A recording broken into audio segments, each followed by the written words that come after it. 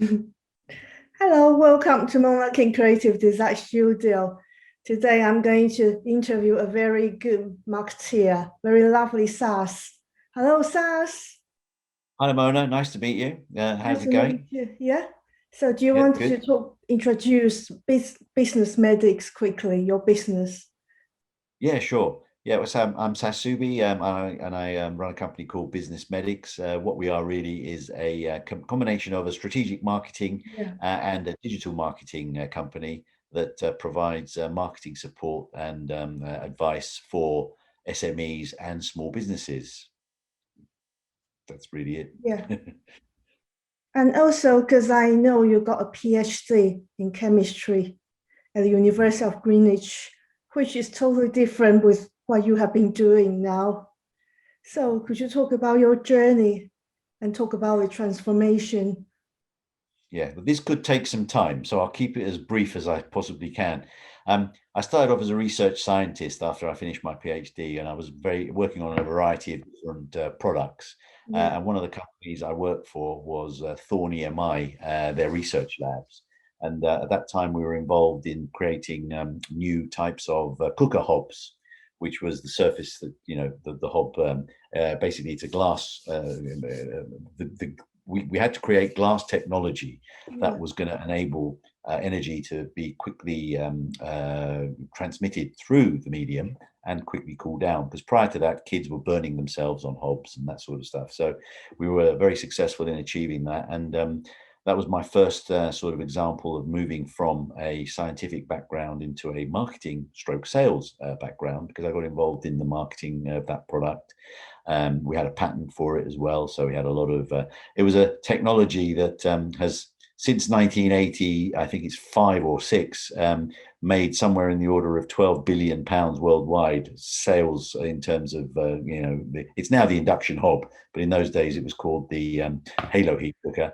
And we were given a couple of £100 because we were working for a company as a thank you for doing the work. So throughout most of my career, actually, Mona, I've worked with products and tried to get yeah, products into them. And then when Thorn was changing as a company, I ended up moving to their retail side, yeah, which was there's brands that unfortunately no longer exist anymore. Brands like Rumbelows, Radio Rentals, DER, HMV. HMV does still exist, but it's in a very different company to the one yeah, I knew. These were all Thorn companies back in the day, and I got involved in product management on white goods, which was my background. And then became marketing manager. And then from being a marketing manager, I then became a procurement and supply chain manager and then director. So I moved through the commercial world. I think moving into logistics and supply chain is interesting because with someone with a scientific background, it's all process orientated, and I yeah, think what happens is you develop a sort of an understanding of how things work. How one thing creates another and so on. So that's how I ended up doing supply chain. And I then worked for a company called Quartz, who was probably yeah, the best job I ever had. He worked through 2 international supply chains that I had to create. One was in Miami in the Americas. The other one was in Singapore. So I yeah, got a lot of business travel, dealing with the different retail outlets that this particular company dealt with. The UK company I had no involvement with. I was working for the overseas. But unfortunately, when Quartz went into receivership in the UK in 2004, we were also tasked we were retained by the what they called uh, the receipt the administrator. That's the word I'm looking for, which was KPMG at the time, and they kept us for another year. And within that year, we helped them sell the overseas brands as well. Not an easy time, but then it's after that that I decided to sort of set up on my own. And I thought, well, out of all the things I've done in my career, marketing is probably the one that I enjoyed the most and the one that I yeah. can offer as a service to to other businesses. So that's how I'm here. So that's as quick as I can make it, I'm afraid. So it's a long Yeah, story, it's but very I'm quite, good. so And yeah, and I believe your scientific background can definitely help your marketing journey yeah, sure, agreed. because you're able to get everything organized and guide your clients through the progress and process. Yeah, I agree. And I think that's the most Yeah, important thing sure. about marketing. Marketing is seen always as a very sexy subject, but unfortunately, it's getting the foundations right that really, I Yeah. think, benefit people who do marketing. I mean, they can sometimes just come in at the top and see all the, the really exciting stuff. But really, Mhm. if you haven't built the good foundations, it's not going to Yeah. work. So that's how I Yeah. I agree. It's strongly same feel. as design and branding as well. Absolutely, Yeah. absolutely. You know. And also, because I know you can definitely work with all the industries, but a lot of your clients are from the health and medical sectors. So, how did you step into those sectors or industries in the first place? Well, that's a funny question actually, because it's not funny because you're asking it. It's what it's I call it serendipity. If you call your company Business Medics, the chances are it might have some sort of association with people who are in the medical industry, and that's exactly what happened. It wasn't intentional. I only call my company Business Medics because the thinking was, if your company's broke, let me try and fix it. That was that mindset. But unfortunately, quite a lot of dentists, certainly in the early days, saw the benefits of doing some marketing, and they saw the word medical. And I Yeah, think as a scientist, you can actually sell the fact that you understand their yeah, lingo, and that sort of then developed into physiotherapists, chiropractors, osteopaths, those sorts of things. But I have to say, probably in the last 5 years, that's changed quite dramatically, and I only really I've probably only worked with one or two medical yeah, clients in the last 5 years.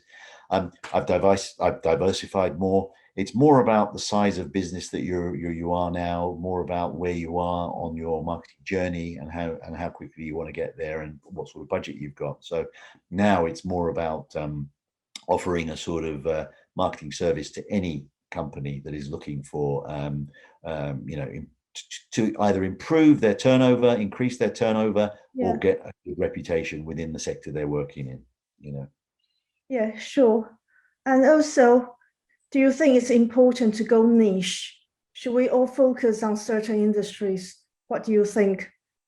Well, I would always recommend that people should Mhm. try and get as niche as they can, but they need to be careful.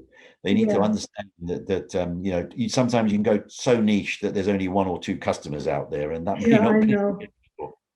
What I mean is, but by all means, understand this is where you really need to take a step back and understand where you are within the Yeah. market, and get smart thinking, Mhm. because obviously we know how big the markets can be within certain industrial sectors, but there are going to be one or two low, things that stand out that you Yeah, may want. And that's where I think the real value is. And if you can spot those quickly, and that's where you can become you can create your own reputation for being that expert in those areas. And I yeah, think with that in mind, that's where I would always try and encourage people to go down. But it's not always easy, and it's sometimes, you sometimes have to do a real audit of where you are in terms of your the different sectors that you work within, before you can actually arrive at that type of decision. So yeah, but yeah, but yes, if you can go niche, I would always recommend it, because yeah. it can generate quick results. Mhm. But I like to say, if you want to go niche, you need to be very careful. Like you, Yeah, I can work with all industries, but quite a few of my clients are in the charity and fitness sectors, and both industries right. got hit by COVID massively. Of course, So be yes, sure. careful. You got if you decide to choose a certain industry. Yes. Yeah, No, I agree. You have to be very careful. And yeah, well, nobody knew that a pandemic was coming, though, so you can't really sort of. But then we're only sort of wading through the ramifications of what's happened post pandemic, and obviously, the two sectors you mentioned yeah, there have been very badly hit.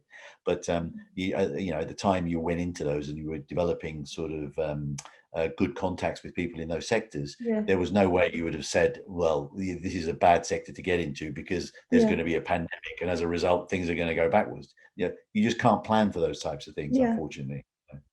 They just hit you, and you just have to manage it and deal with it. yeah. Sure. Thanks for the advice. Also, Yeah. because a lot of business owners they can't tell the differences in between marketing and branding. Also, I know there are quite a few other creatives or designers there. They probably try to get more clients. So they claim that they can do marketing as well. So they tell their clients, putting a logo on the marketing materials is called marketing. Designing a flyer is marketing. Designing a t-shirt is marketing. Designing a website is marketing. But we know marketing is a lot wider than that. Yeah. Yeah. Well, I mean, What I do think you we think? need to, marketing is a real umbrella term for all these. But really, marketing is, I think marketing really comes down to two things. What good marketing is about is doing activities that will improve the opportunity for you to increase your turnover. That's number one. And number two, doing activities that are going to make you a thought leader or improve your reputation within your field. That to me is what good marketing is all about. Now, all the other things that you mentioned there, and one of them, branding, of course, obviously something close to your heart, and design is a subset of marketing. So you use your brand in order to achieve your reputation. So once if you see it, if you like, if it was a sort of a family tree, if you like, the very, very top of that family tree is marketing, and then branding is a subset of that. You know, understanding what customers want is a subset of that, and all the other elements of marketing become so surveys are there, and content is there, and so on.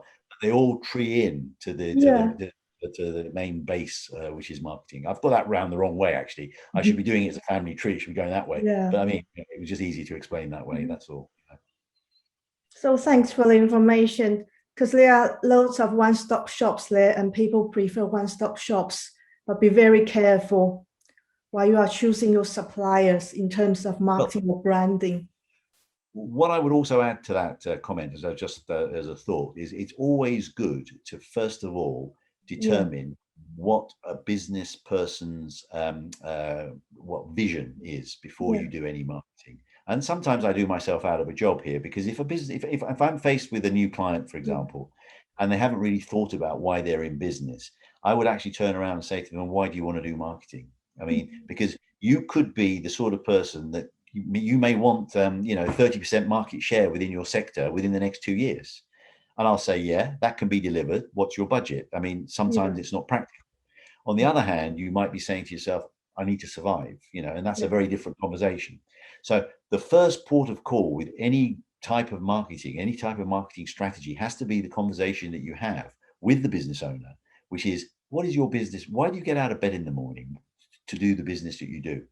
Once you've answered that question, then it becomes a lot more straightforward in terms of building the blocks that will help them get. And it then becomes an issue of how quickly do they want to get there, how much can they afford to spend in order to get there, and so on, you know. Yeah, so I can see your scientific background. Exactly. Helping people to get organized and to prioritize what they really need. Sure, absolutely. So thanks for the interview today. So if you want to listen to more about the questions, please follow us. See you. Bye. Thanks, Mona. All the best. Bye-bye. Yeah, bye.